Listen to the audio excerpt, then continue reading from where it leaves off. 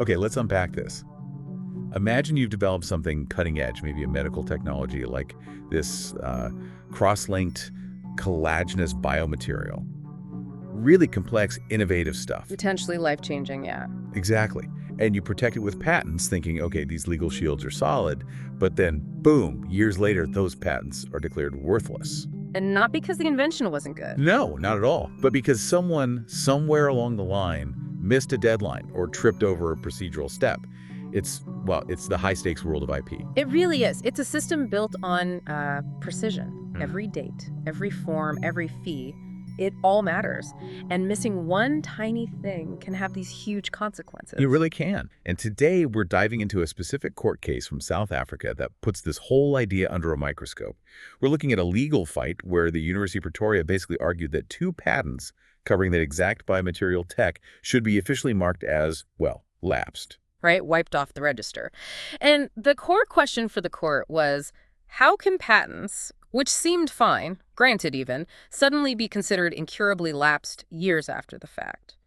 What does this specific judgment really tell us about how strict the patent rules are and, how vital it is to follow them perfectly? So our roadmap for this is the judgment itself. It's a ruling from the Commissioner of Patents in South Africa, University of Pretoria, versus the Registrar of Patents and others. That's our guide. And our mission today, it's really to dissect this ruling. We'll trace the timeline for these patents, get a handle on the legal arguments, what the university said, what the registrar said, see how the court applied the law, and pull out the key insights for you about navigating this whole patent maze. Okay, so let's get into the story. It mainly revolves around one specific patent. They call it the 2004 patent, ZA2004 Right. The invention itself goes back further, with an international filing date of September 4th, 2002. That's the global starting point. Exactly. Then, crucially, it entered the South African national phase on April 1st, 2004. You can think of that date as, like, the official start of the clock ticking in South Africa. And once that clock starts, you've got deadlines, right, for getting the application sorted. Absolutely critical deadlines, yeah. For these international applications coming into SA, the main thing is the complete specification. Basically, the full invention description and claims. It needs to be accepted. Accepted. What does that mean exactly? It means the patent office has looked it over and says, okay, this meets the formal requirements. It can proceed towards being granted. It's a really key hurdle. And normally for an application like this, acceptance has to happen within 12 months of entering South Africa. So for this patent, that deadline would have been April 1st, 2005. Okay, 12 months from April 1st, 2004. But, can you get more time? Life happens, right? You can, yes. The law does allow for extensions. Initially, you can ask for up to 18 months from the application date, and then potentially even longer extensions if you can show good cause for needing more time, and you pay the fees, of course. So what actually happened with this patent's timeline? Did they get extensions? They did. On the very first day, April 1st, 2004, when they entered the SA phase, the applicant's reps asked for an extension for acceptance until October 1st, 2005. That lines up with that initial 18-month possibility. Now, the university later questioned if that was even allowed off a 12-month base, but they dropped that point for the appeal. So for the court case, everyone agreed the deadline was validly extended to October 1st, 2005. Okay, deadline now, October 1st, 2005. So what went wrong? Well, the application just wasn't ready for acceptance by that date. There was paperwork missing, things like a proper power of attorney and assignment deed, basically documents proving who could act for the inventor and who actually owned the rights. And this stuff wasn't filed by October 1st. When did they file it? Not until October 27th, 2005. So that's, 26 days after that extended deadline had already passed? Ouch. And did they ask for another extension before October 1st? No. And this is absolutely key. The next request for an extension asking for time until November 1st, 2005 was only filed on October 27th, the same day they filed the missing documents. So they filed late, and they asked for more time late after the previous deadline was already gone. And it was eventually accepted later. Yeah, the acceptance finally happened on November 17th, 2005. Okay, this is where it gets legally tricky, isn't it? They missed the deadline. They didn't ask for the next extension until after they'd already missed the first one. Does the law just say, too bad, it's lapsed? And if it does lapse, can you just ask for an extension later to, bring it back from the dead? That's exactly the legal puzzle the court had to figure out, based on South African patent law. The really important bit here is Section 40 of the Patents Act. It uses pretty strong language. It says the application shall lapse if the specification isn't accepted in time. Shall lapse. Sounds definite. It is. There are a couple of specific exceptions, like if there's an appeal going on or if the delay wasn't the applicant's fault, but the court didn't buy those arguments for the key period here. And the rule for getting extensions under Section 40 requires them to be granted on good cause shown and on payment of the prescribed fee, which really implies you need to meet those conditions when you ask. But I remember seeing another section mentioned, Section 16.2. Didn't that sound like a general power for the registrar to extend time? It does, yeah. Section 16.2 gives the registrar a general ability to extend time limits either before or after its expiry. So you might think, great, that saves me even if I was late. But Section 16.2 itself says it applies save where it is otherwise expressly provided. Ah, okay, so it's like a general key, but it doesn't work if there's a specific lock with its own specific key. That's a great way to put it, exactly. And the court looked at older cases, Kaltenbach, Gateway Communications, that established this. Section 40 is that specific lock for the acceptance deadline. It has its own rules, its own consequences, shall lapse. Section 16.2 is the master key, but the law says, sorry, you can't use the master key on this door because it has its own specific instructions written right on it.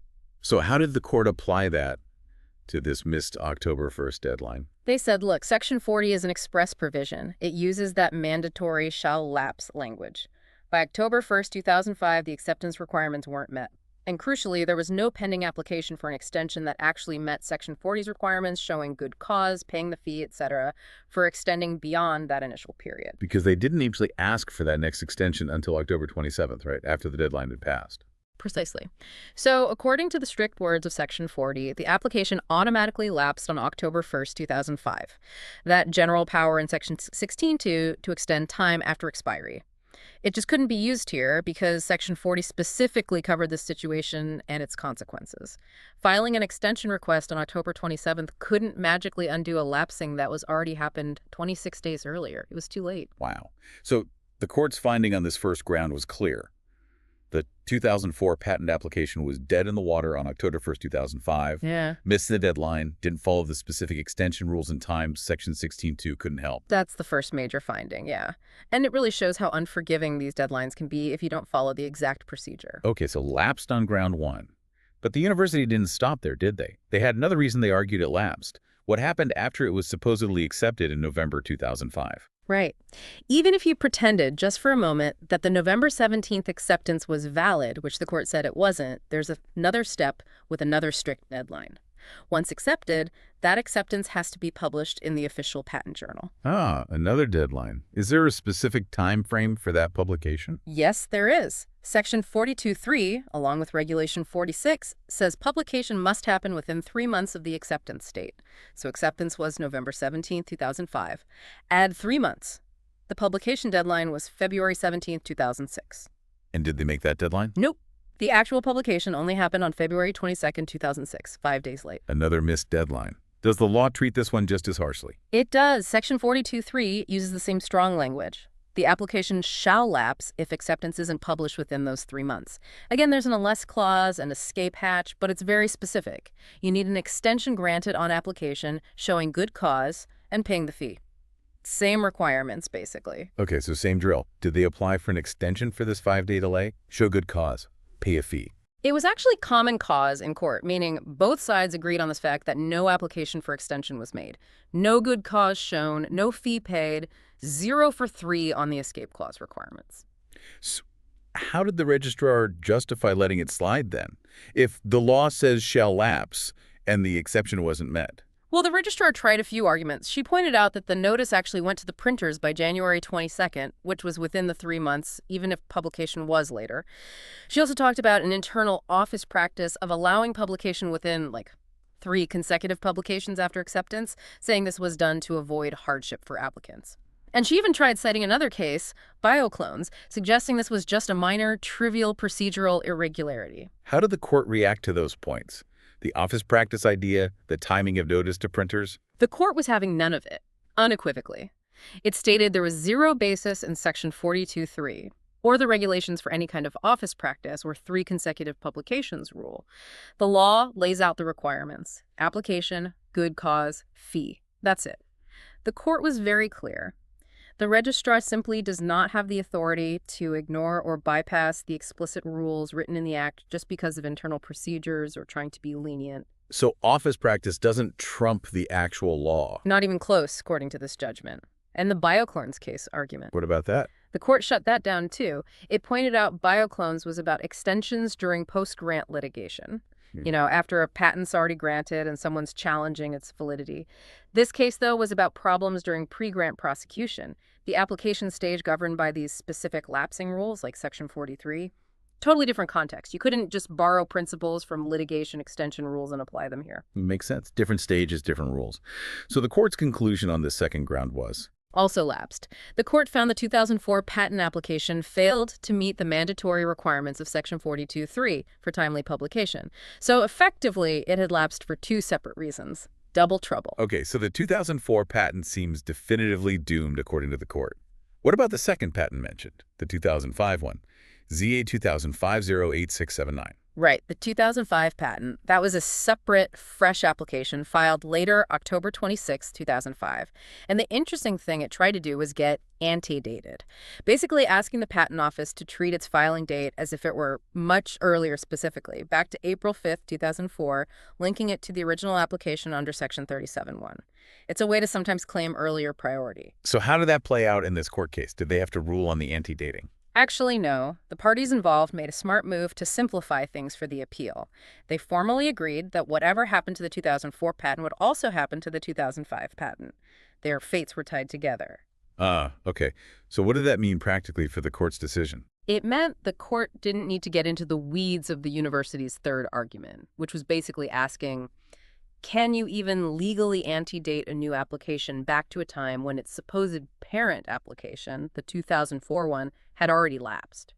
Since the court found the 2004 patent had lapsed, based on the first two grounds we discussed, the 2005 patent automatically met the same fate because of that agreement between the parties. Got it. So, bottom line, what was the final overall outcome of the university's challenge? The university won. The court upheld their appeal on both key arguments about the 2004 patent lapsing, missing the acceptance deadline under Section 40 and missing the publication deadline under Section 42(3). And it flatly rejected the registrar's justifications based on office practice or her interpretation of the law in those other cases. And what did the court actually order to be done? What happens now? The court ordered the official Register of Patents to be fixed, rectified. For both patents, the 2004 one and the 2005 one, the entries showing they were accepted and granted, they have to be deleted, wiped clean. And in their place, a clear note, an entry must be made stating that both patents are incurably lapsed. Incurably lapsed. That phrase really lands with impact, doesn't it? It sounds utterly final. It is. It means those specific patent rights are gone. Permanently. No coming back for these ones. And just to complete the picture, the court also ordered the patentees, Bone S.A. and Mr. Duneas, who were on the other side fighting the university to pay the university's court costs. Wow. Okay, so stepping back from all the legal sections and dates, what are the really big takeaways here? What should someone involved in patents, or maybe relying on them, learn from this case? Look, this judgment is just such a stark reminder that in the patent world, procedure isn't just, bureaucratic hassle. It's literally the framework holding your rights up. First and foremost, deadlines matter. Hugely. They are not suggestions, as we saw here, missing them, even by just a few days. And crucially, failing to follow the very specific rules for asking for extensions before time runs out or under the precise conditions needed, it can lead to the permanent loss of your patent. Incurably lapsed is exactly what it sounds like. So it's not just about being late. It's about being late and not having followed the escape route rules properly either. Precisely. And the case really drives home that general powers, like that Section 16(2), letting the registrar extend time generally, they just don't override these specific strict rules laid out elsewhere in the Act, like in Sections 40 and 42(3).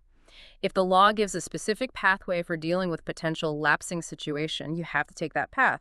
The general get-out-of-jail-free card doesn't work on those specific routes. And that point about office practice. Yeah, another huge takeaway. Internal office habits, or even well-meaning intentions to avoid hardship for applicants, they simply cannot overrule the clear written text of the law. What the Act and regulations say is what counts, not how the office might prefer to do things. Okay. And you mentioned the difference between lapsing and challenging the patent itself. Right. The court reinforced that distinction. Lapsing, like in this case, is about procedural failures, missed deadlines, unpaid fees. It means the patent ceases to exist going forward. Revocation, on the other hand, is an attack on the patent's validity from the start, arguing the invention wasn't actually new or wasn't inventive when it was filed. The university wasn't saying the biomaterial wasn't patentable. They were saying these specific patents died due to procedural errors, and the court agreed that was the right way to frame it, rectification of the register due to lapsing. It just highlights the incredible level of detail needed, doesn't it? Absolutely. The bottom line, this case screens the need for meticulous, almost obsessive attention to procedural detail and statutory deadlines throughout the entire patent process, from filing through prosecution right up to paying renewal fees. For anyone listening who deals with IP inventors, companies, lawyers, it just underlines how critical, skilled, knowledgeable guidance is. You need people who know these specific rules inside out because, well, the cost of getting it wrong is potentially catastrophic for your rights. And that is our deep dive into how patents covering a potentially valuable cross-linked collagenous biomaterial were ultimately declared incurably lapsed by a South African court. Yeah. It's a really powerful, real-world illustration of just how fine the margins can be in the patent system. A very tough lesson, delivered through the strict, maybe even harsh, application of the law. It makes you think, doesn't it? About that tension between the need for legal certainty and strict procedures so everyone knows the rules and the potential outcome where a genuinely valuable innovation can lose protection simply because the intricate procedural map wasn't followed down to the last detail. How does that balance really play out for inventors and for getting new technologies out there? Something to chew on.